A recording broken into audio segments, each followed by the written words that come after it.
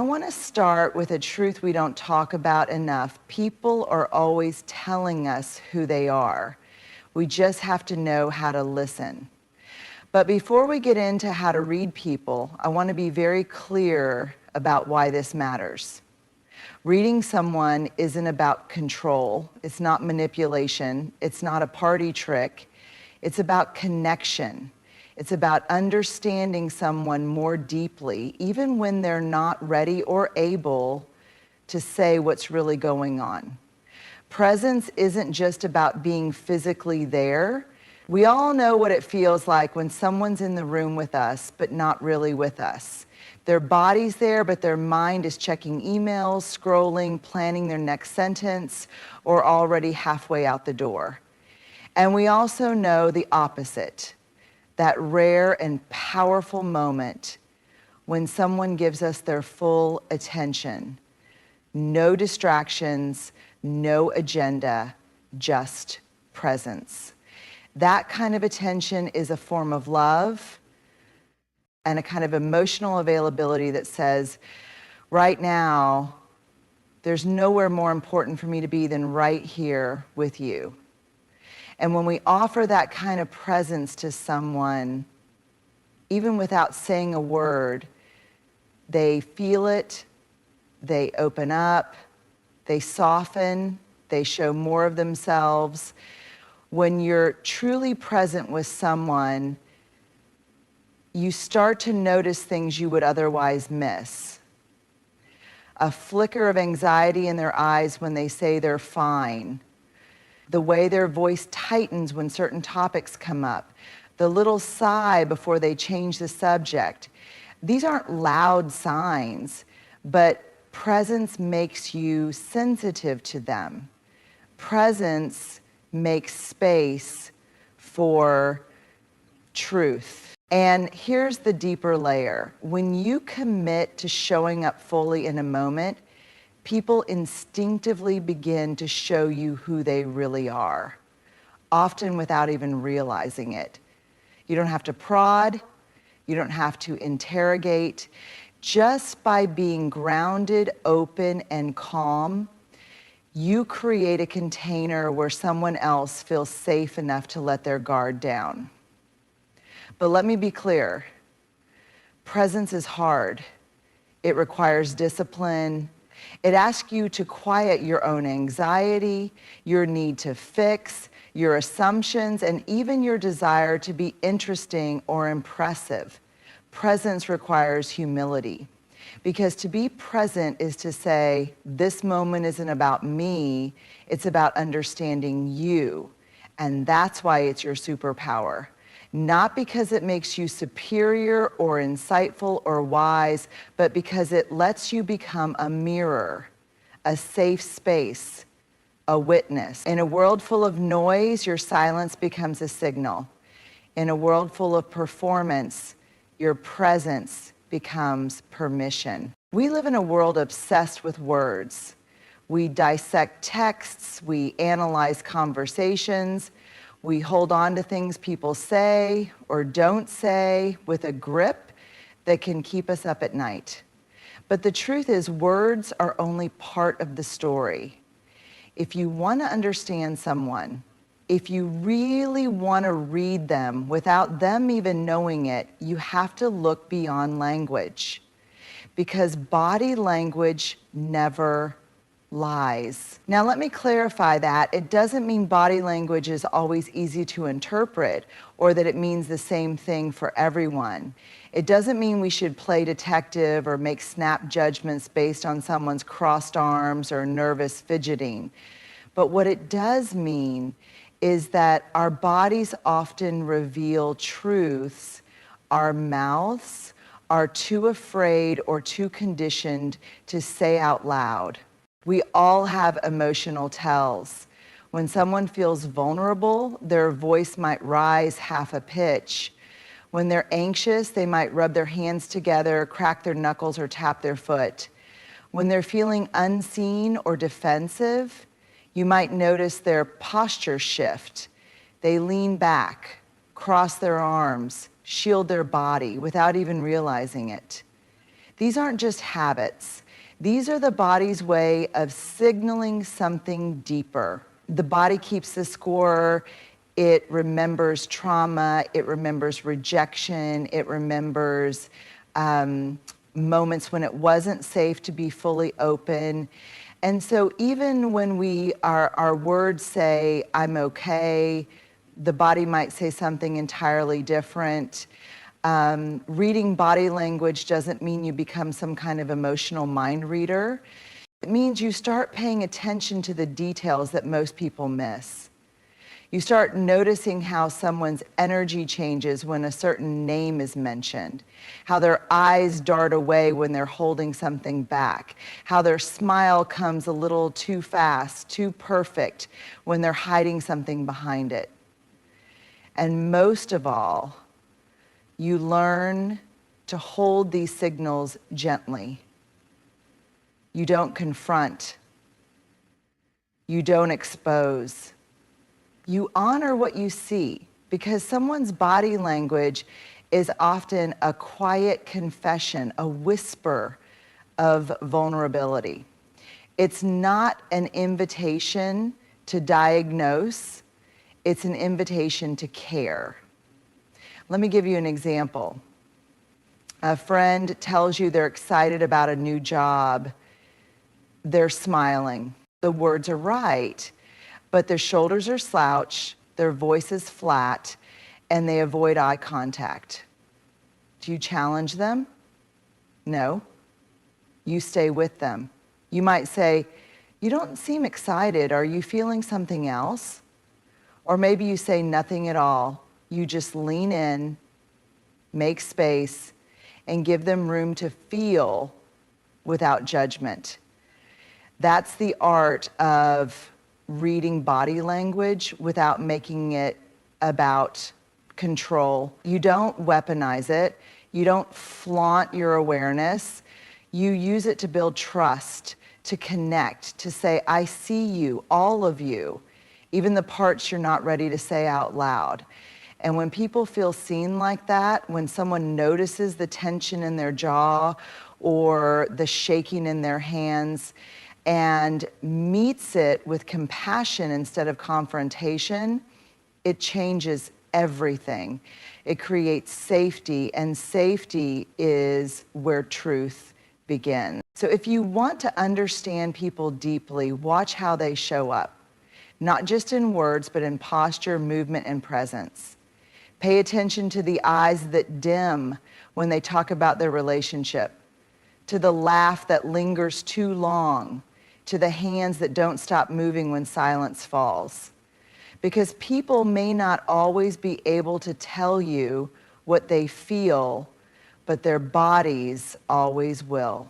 And when you learn to listen with your eyes and heart, not just your ears, that's when you begin to read people not for who they pretend to be, but for who they truly are. You have to notice the moments when someone changes the subject quickly after brushing up against something painful. You have to hear the tone underneath the words, I'm fine, when spoken through a tight jaw. It doesn't bother me when their voice cracks just slightly. You have to feel the discomfort they're trying to mask when they rush through the parts of their story that matter most. This kind of listening isn't about being clever or emotionally superior. It's about being safe. It's about being the kind of person who doesn't just react to what's obvious, but who gently tunes in to what's unspoken. Sometimes people test us, not intentionally, but emotionally. They'll say something halfway just to see if we're paying attention. They'll leave a door slightly ajar, wondering if we'll notice, if we'll ask, if we'll care. When you listen for what's not said, you start catching those moments. And when you do, you don't pry, you invite, you say, you hesitated, want to talk more about that. Or I noticed you went quiet when we brought that up. What's going on for you? Or maybe you just say nothing and let the silence stretch long enough for someone to feel safe filling it. Because silence, when held with kindness, often gives people the courage to say what they really mean. The truth is, we all have stories we don't know how to tell. Wounds that are still too fresh, grief that has no words, shame that clings to our throat and makes even the simplest truths hard to speak. And when we feel like someone is only half listening or waiting to talk, we shut down. But when we feel truly heard, even in the spaces between our words, we begin to open. That's what it means to listen for what's not said, to catch the cracks in the armor, to feel the tension behind the smile, to honor the story someone isn't quite ready to tell. And when you respond to those unspoken truths with gentleness, not pressure, not analysis, but presence, you become a witness to someone's deeper reality. And sometimes that's all someone really needs. Not to be fixed, not to be pushed, just to be heard fully, even in their silence. So the next time you're in a conversation, try this. Listen beyond the words. Pay attention to the spaces, the pauses, the unsung, all the unseen recognition, the deflections. And instead of rushing to fill them,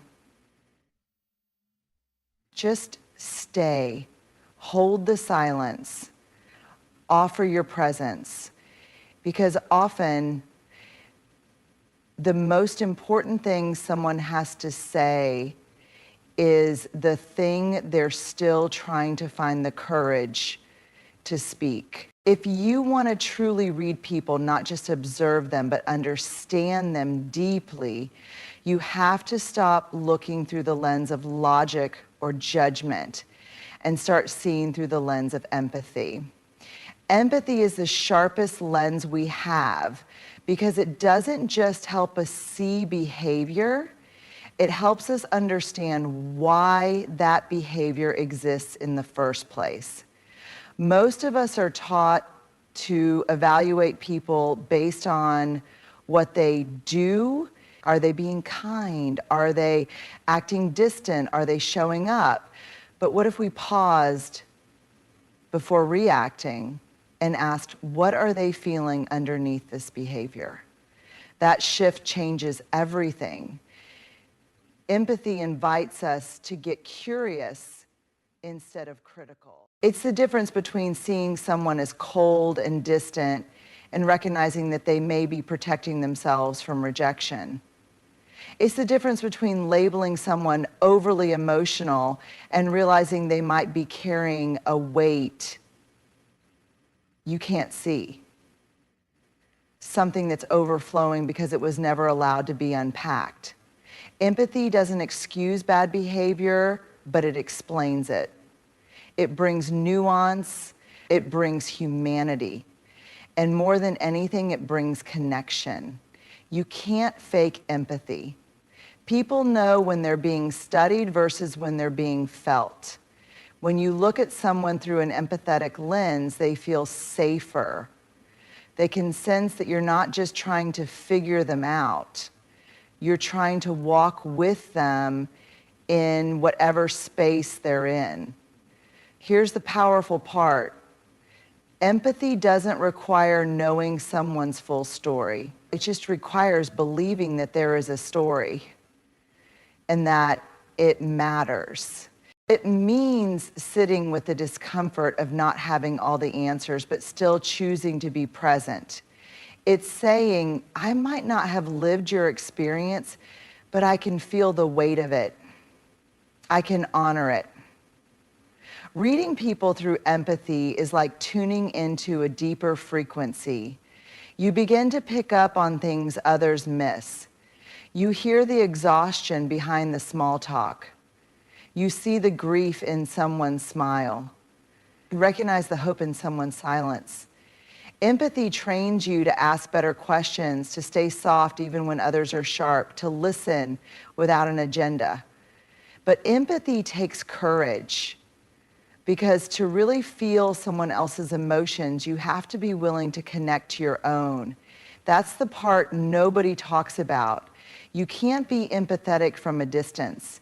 You have to enter in, and that means touching your own fear, your own loneliness, your own longing, so you can understand there. When you do that, and you allow yourself to feel with someone instead of just thinking about them, you stop needing to read people like a puzzle to solve.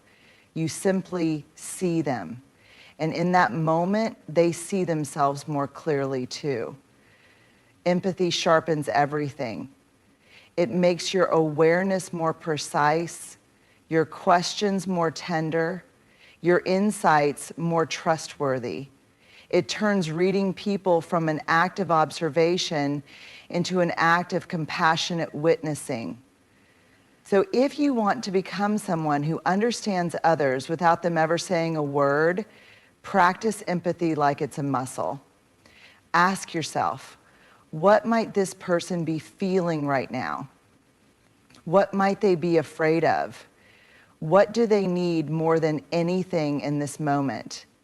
And don't just ask it once. Keep asking.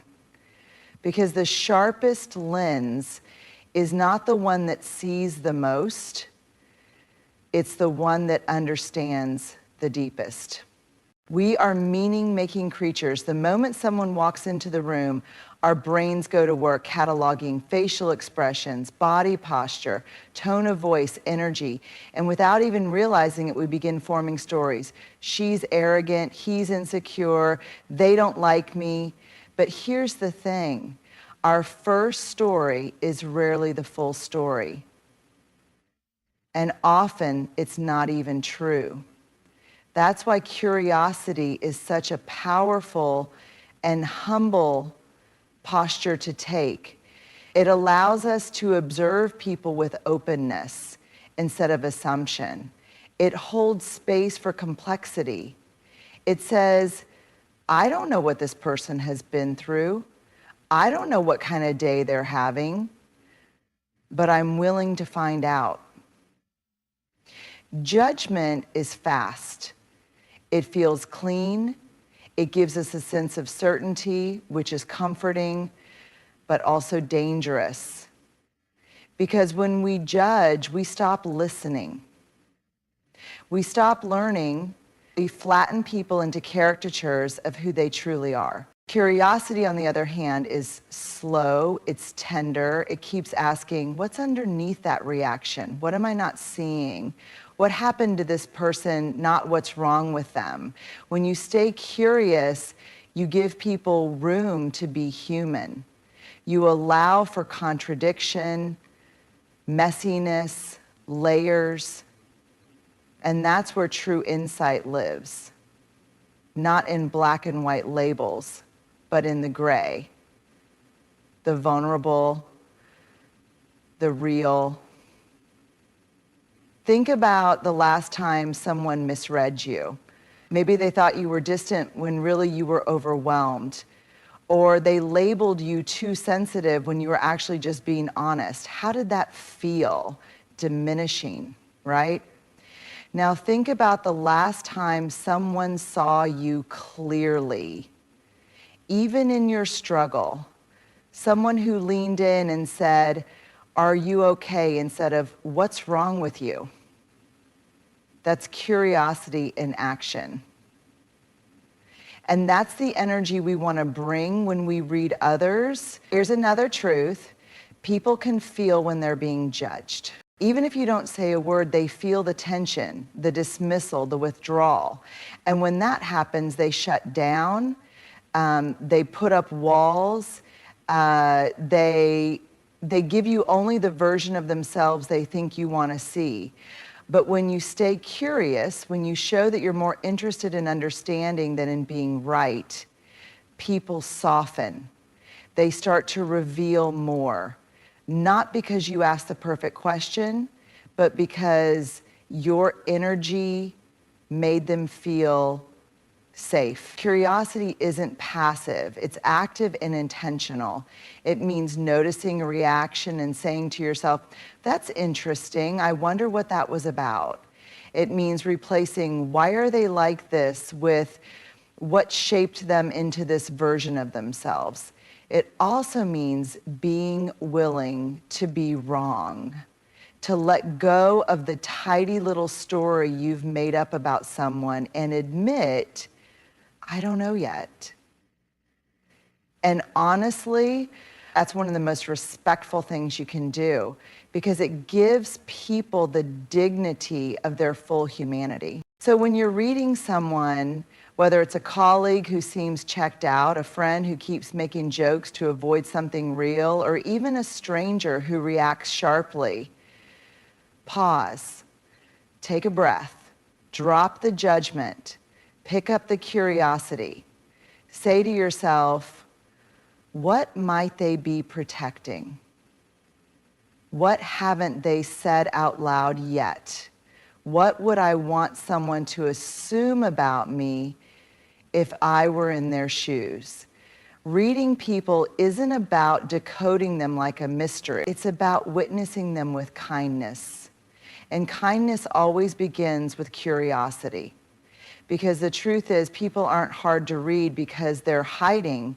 They're hard to read because they've been hurt.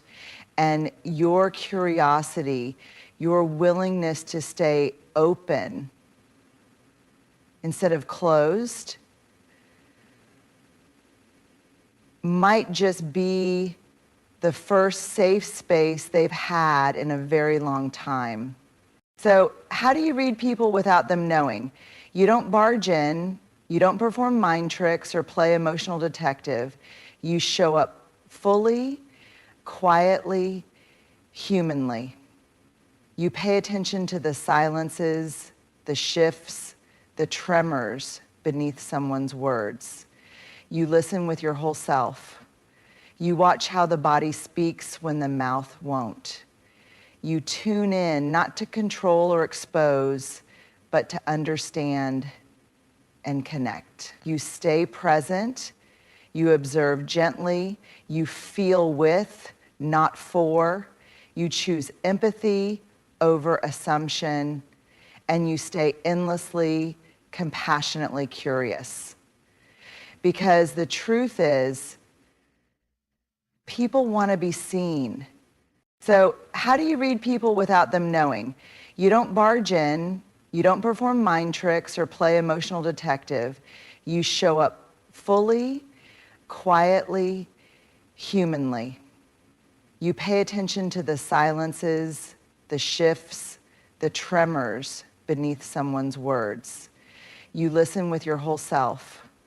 You watch how the body speaks when the mouth won't. You tune in, not to control or expose, but to understand and connect. You stay present. You observe gently. You feel with, not for. You choose empathy over assumption. And you stay endlessly, compassionately curious. Because the truth is, people want to be seen. They're just afraid of what being seen might cost them.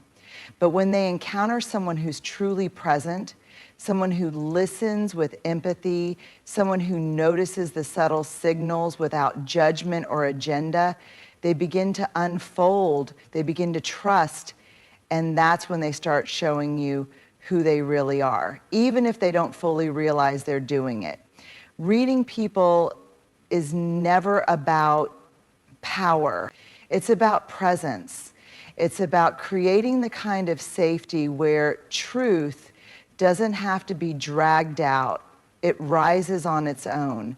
And if you can offer that kind of presence, quiet, attuned, respectful, then you don't need to force your way into anyone's story.